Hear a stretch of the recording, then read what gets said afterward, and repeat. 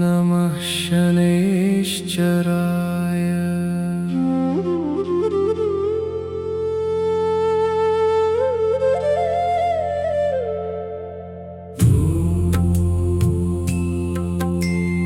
नमः शनैश्चराय। नीलाञ्जनसमाभासं रविपुत्रं यमाग्रजं छायामार्तण्डसम्भूतं तनमामि शनैश्चरम्। सूर्यपुत्र महाभाग दीनबन्धो दयामय, भक्तानां दुःखहर्तारं प्रणमामि शनैश्चरम्। कोणस्थः पिङ्गलो बभ्रुः कृष्णो रौद्रोऽन्तको यमः। सौरिः शनैश्चरो मन्द पिप्पलादेन संस्तुतः। नमस्ते क्रूररूपाय, नमस्ते भक्तवत्सल, नमस्ते सर्वलोकानां कर्मफलप्रदायक। प्रसीद मम देवेश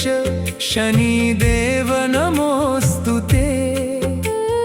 दुःखदारिद्र्यभयघ्नं कुरु मे करुणानिधे।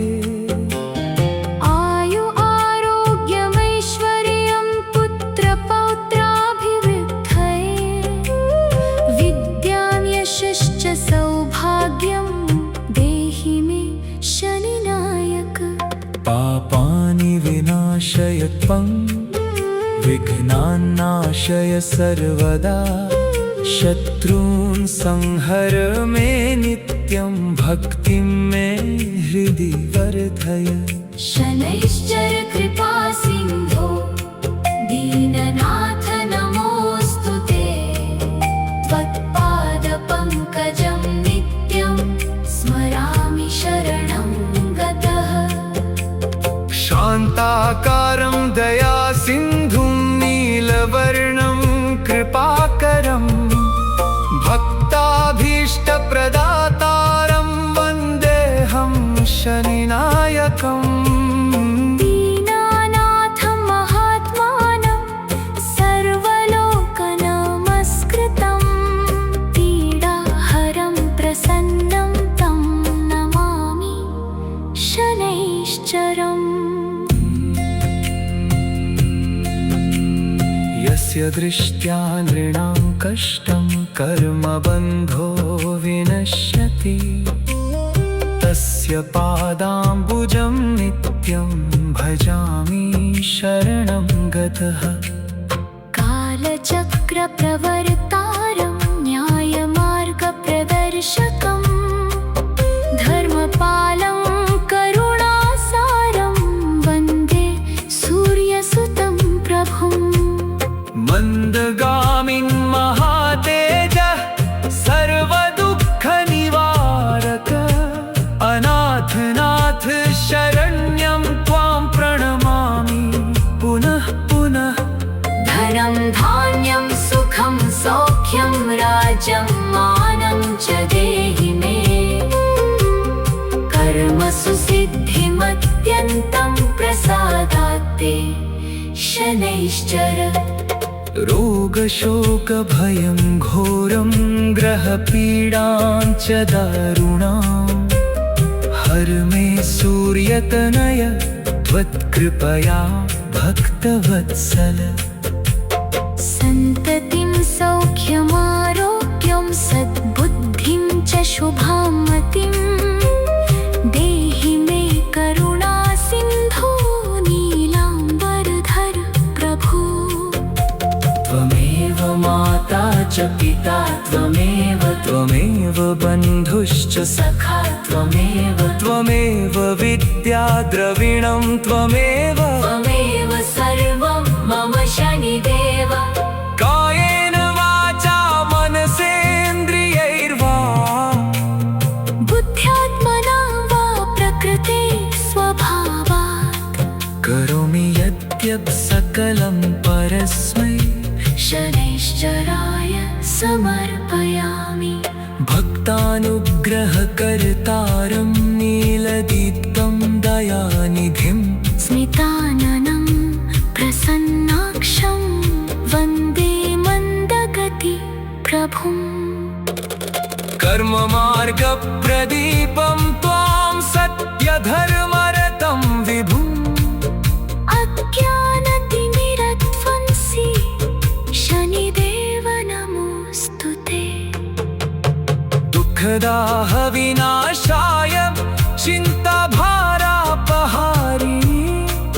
शरणागतवत्सल्यं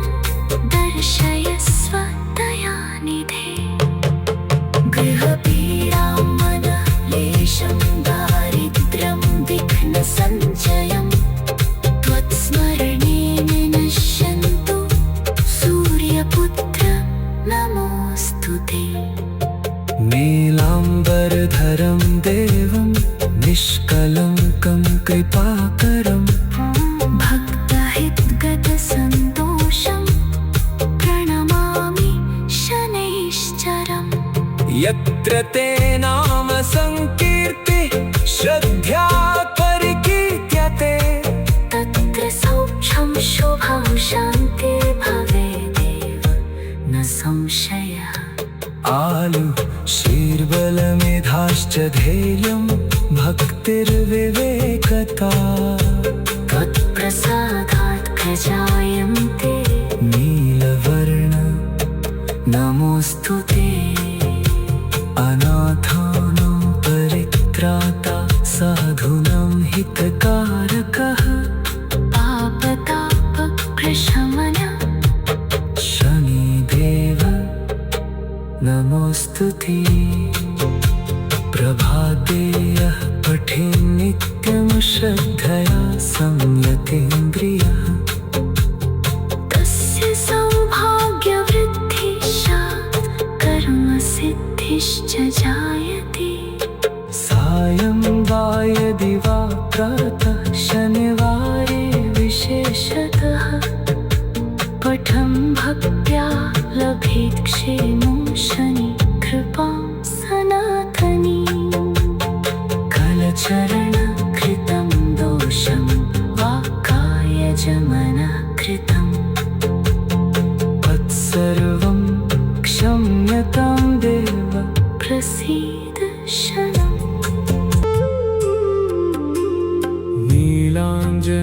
नीलाञ्जनसमाभासं रविपुत्रं यमाग्रजं छायामार्तण्डसम्भूतं तनमामि शनैश्चरम् सूर्यपुत्र महाभाग दीनबन्धो दयामय भक्तानां दुःखहर्तारं प्रणमामि शनैश्चरम्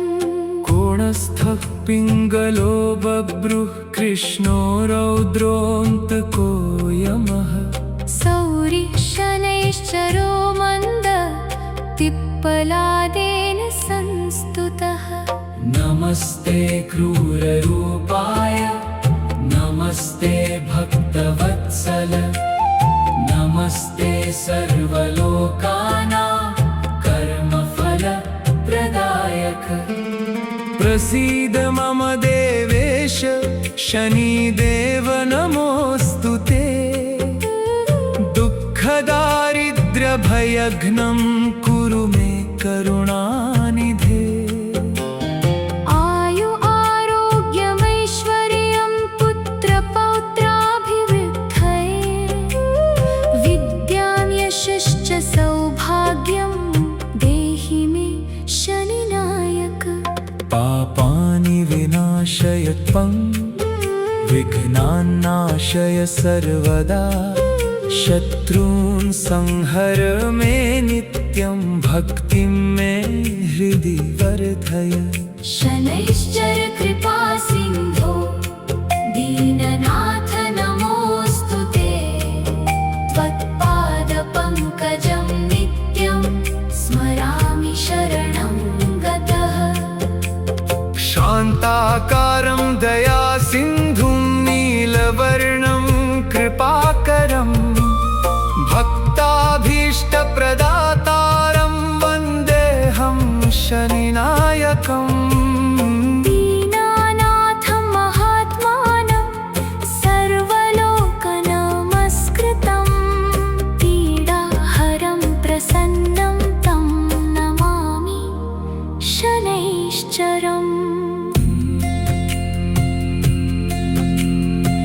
यस्य दृष्ट्या नृणां कष्टं कर्मबन्धो विनश्यति तस्य पादाम्बुजं नित्यं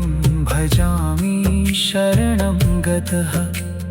कालचक्रप्रवर्तारं न्यायमार्गप्रदर्शकं धर्मपालं करुणासारं वन्दे सूर्यसुतं प्रभुम् मन्दगामिन् महातेजः सर्वदुःखनिवारक अनाथनाथ शरण्यं त्वां प्रणमामि पुनः पुनः धनं धान्यं सुखं सौख्यं राज्यं मानं च देहि मे कर्मसु सिद्धिमत्यन्तं प्रसादात् ते शनैश्चर रोगशोकभयं घोरं ग्रहपीडां च दारुणां हर मे सूर्यतनय त्वत्कृपया भक्तवत्सल सन्ततिं सौख्यमारोग्यं सद्बुद्धिं च शुभां मतिं देहि मे करुणासिन्धो नीलाम्बरधर प्रभु त्वमेव माता च पिता त्वमेव बन्धुश्च सखा त्वमेव विद्या द्रविणं त्वमेव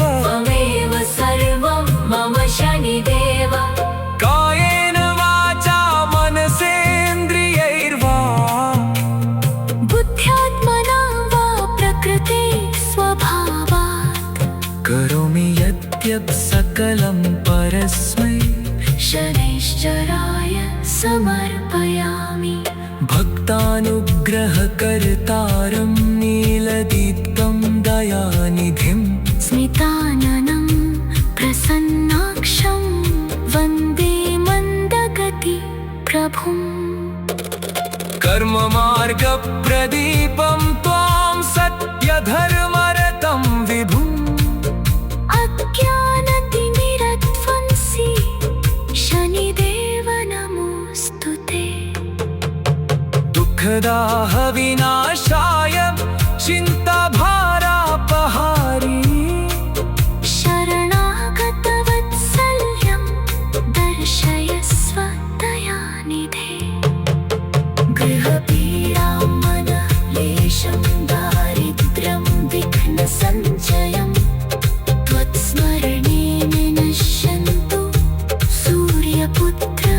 नमोऽस्तु ते नीलाम्बरधरं देवं निष्कलङ्कं कृपाकरं भक्तहितगतसन्तोषं प्रणमामि शनैश्चरम् यत्र ते नाम संकीर्ति श्रद्धा परिकीर्त्यते तत्र सौख्यं शुभं शान्ति भवेदेव न संशयः आलु शीर्बलमेधाश्च धैर्यं भक्तिर्विवेकता त्वत्प्रसादात् प्रजायन्ते नीलवर्ण नमोऽस्तु ते अनाथानां परित्राता साधूनां हितकारकः पापतापप्रशमन शनिदेव नमोऽस्तु ते प्रभाते यः पठेन् नित्यं श्रद्धया संयतेन्द्रियः तस्य सौभाग्यवृद्धिः स्यात् कर्मसिद्धिश्च जायते सायं वा यदि वा प्रातः शनिवारे विशेषतः पठं भक्त्या लभेत् क्षेमो शनि कृपां सनातनी कलचरणकृतं दोषं वा कायजमनकृतं तत्सर्वं क्षम्यतां देव प्रसीद शरणम् नीलाञ्जनसमाभासं रविपुत्रं यमाग्रजं छायामार्तण्डसम्भूतं तनमामि शनैश्चरम् सूर्यपुत्र महाभाग दीनबन्धो दयामय भक्तानां दुःखहर्तारं प्रणमामि शनैश्चरम् कोणस्थः पिङ्गलो बभ्रुः कृष्णो रौद्रोऽन्तको यमः सौरिः शनैश्चरो मन्द पिप्पलादेन संस्तुतः नमस्ते क्रूररूपाय नमस्ते भक्तवत्सल नमस्ते सर्वलोकानां कर्मफलप्रदायक प्रसीद मम देवेश शनिदेव नमोऽस्तु ते दुःखदारिद्र्यभयघ्नं कुरु मे करुणानिधे आयु आरोग्यमैश्वर्यं पुत्रपौत्राभिवृद्धये विद्यां यशश्च सौभाग्यं देहि मे शनिनायक पापानि विनाशय त्वं विघ्नान्नाशय सर्वदा शत्रून् संहर मे नित्यं भक्तिं मे हृदि वर्धय शनैश्चर कृपा सिन्धो दीननाथ नमोऽस्तु ते त्वत्पादपङ्कजं नित्यं स्मरामि शरणं गतः शान्ताकारं दयासिन्धुं नीलवर्णं कृपाकरं भक्ताभीष्टप्रदातारं वन्देऽहं शनिनायकम् दीनानाथं महात्मानं सर्वलोकनमस्कृतं पीडाहरं प्रसन्नं तं नमामि शनैश्चरम् यस्य दृष्ट्या नृणां कष्टं कर्मबन्धो विनश्यति तस्य पादाम्बुजं नित्यं भजामि शरणं गतः कालचक्रप्रवर्तारं न्यायमार्गप्रदर्शकं धर्मपालं करुणासारं वन्दे सूर्यसुतं प्रभुम् मन्दगामिन् महातेजः सर्वदुःखनिवारक अनाथनाथ शरण्यं त्वां प्रणमामि पुनः पुनः धनं धान्यं सुखं सौख्यं राज्यं मानं च देहि मे कर्मसु सिद्धिमत्यन्तं प्रसादात् ते शनैश्चर रोगशोकभयं घोरं ग्रहपीडां च दारुणां हर मे सूर्यतनय त्वत्कृपया भक्तवत्सल सन्ततिं सौख्यमारोग्यं सद्बुद्धिं च शुभां मतिं देहि मे करुणासिन्धो नीलाम्बरधर प्रभु त्वमेव माता च पिता त्वमेव बन्धुश्च सखा त्वमेव विद्या द्रविणं त्वमेव सर्वं मम शनिदेव कायेन वाचा मनसेन्द्रियैर्वा बुद्ध्यात्मना वा प्रकृते स्वभावात् करोमि यद्यत् सकलं परस्मै शनैश्चराय समर्पयामि भक्तानुग्रहकर्तारं नीलदीप्तं दयानिधिं स्मिताननं प्रसन्नाक्षं वन्दे मन्दगति प्रभुम् कर्ममार्गप्रदीपं त्वां सत्यधर्मरतं विभुम् अज्ञानतिमिरत्वं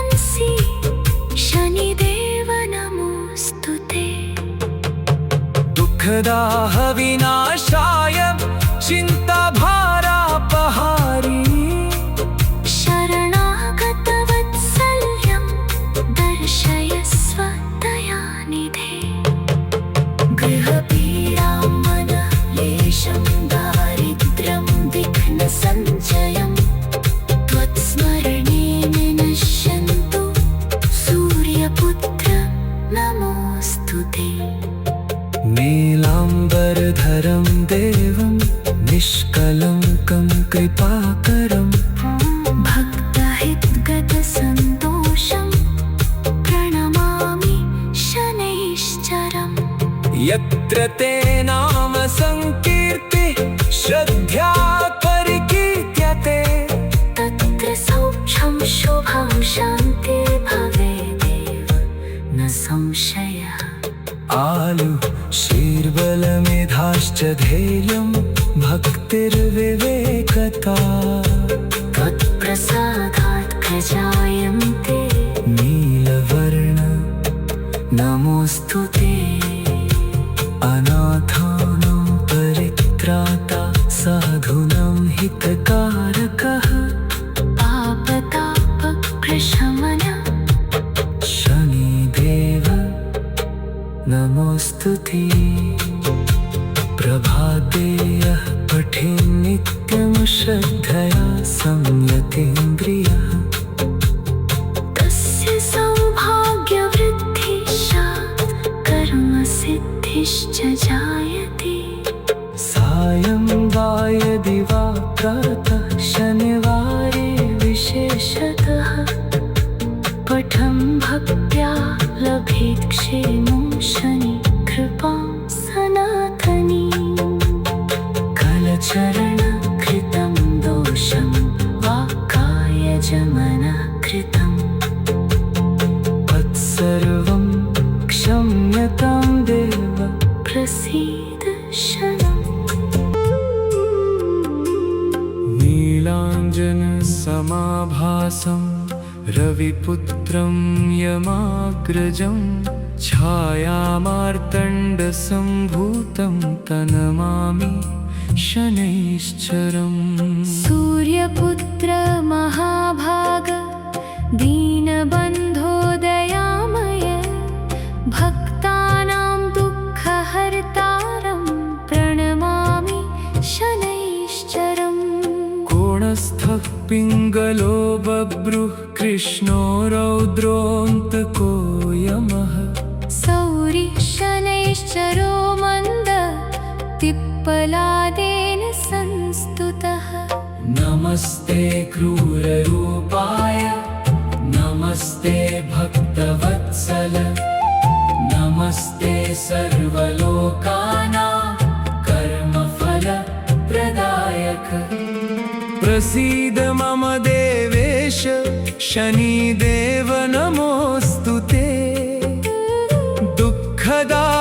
दुःखदारिद्र्यभयघ्नं कुरु मे करुणानिधे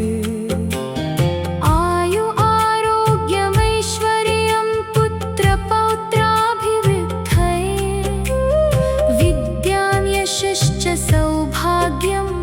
देहि मे शनिनायक पापानि विनाशय त्वं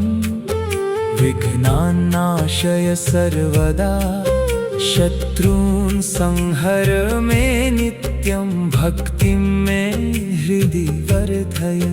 शनैश्चर कृपा सिन्धो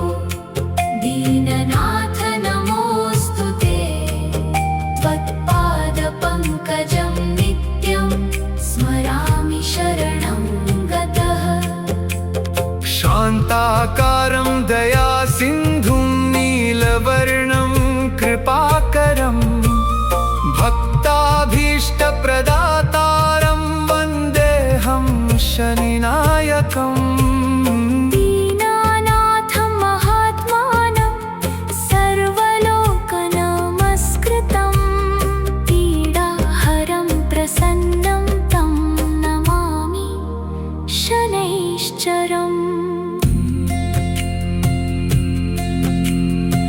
यस्य दृष्ट्या नृणां कष्टं कर्मबन्धो विनश्यति तस्य पादाम्बुजं नित्यं भजामि शरणं गतः कालचक्रप्रवर्तारं न्यायमार्गप्रदर्शकं धर्मपालं करुणासारं वन्दे सूर्यसुतं प्रभुम् मन्दगामिन् महातेजः सर्वदुःखनिवारक अनाथनाथ शरण्यं त्वां प्रणमामि पुनः पुनः धनं धान्यं सुखं सौख्यं राज्यं मानं च देहि मे कर्मसु सिद्धिमत्यन्तं प्रसादात् ते शनैश्चर रोगशोकभयं घोरं ग्रहपीडां च दारुणां हर मे सूर्यतनय त्वत्कृपया भक्तवत्सल सन्ततिं सौख्यमारोग्यं सद्बुद्धिं च शुभां मतिं देहि मे करुणासिन्धो नीलाम्बरधर प्रभो त्वमेव माता च पिता त्वमेव बन्धुश्च सखा त्वमेव विद्या द्रविणं त्वमेव सर्वं मम शनिदेव कायेन वाचा मनसेन्द्रियैर्वा बुद्ध्यात्मना वा प्रकृते स्वभावात् करोमि यद्यत् सकलं परस्मै शनैश्चराय समर्पयामि भक्तानुग्रहकर्तारं नीलदीप्तं दयानिधिं स्मिताननं प्रसन्नाक्षं वन्दे मन्दगति प्रभुम् कर्ममार्गप्रदीपं त्वां सत्यधर्मरतं विभुम् अज्ञानतिमिरध्वंसी शनिदेव नमोऽस्तु ते दुःखदाहविनाशाय चिन्ताभारापहारी शरणागतवत्सल्यं दर्शयस्व दयानिधे गृहपीडां मनक्लेशं दारिद्र्यं विघ्नसञ्चयं